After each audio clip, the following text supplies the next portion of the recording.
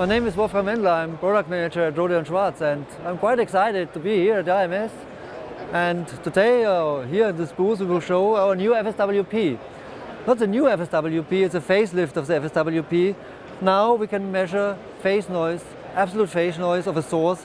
Here's the SMA 100P up to 56 gigahertz without any external components. So just press start and the instrument starts to measure even at frequencies up to 56 gigahertz. That is new, the frequency extension of the absolute phase noise up to 56 gigahertz. In this station we show another additive feature of the FSWP.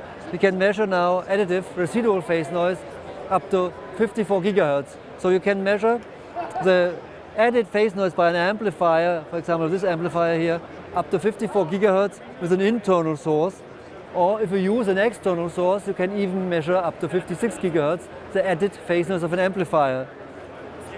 The setup here shows that the internal source is connected to the amplifier and is back connected to the FSWP. And this here shows the added phase noise at input level of 0 dBm of this amplifier up to 50 gigahertz at a frequency of 74 gigahertz. And when you reduce the input power even further, the wideband noise is dominating, it's a yellow line.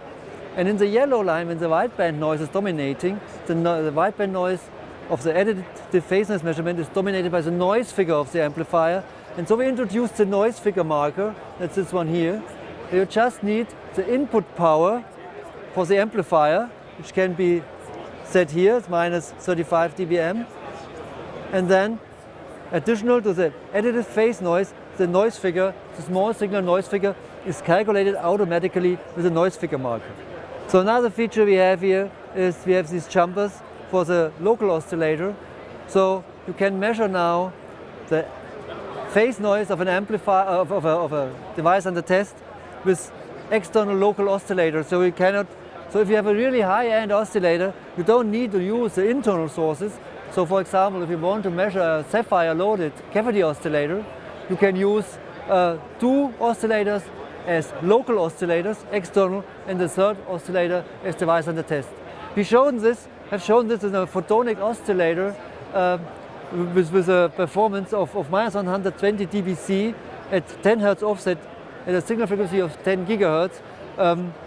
With this instrument, where we measured this, and there's a paper that will be shown at the IMS where we show how sensitive you can be when you use external local oscillators for phase noise test when it comes to the measurement of a high-end source.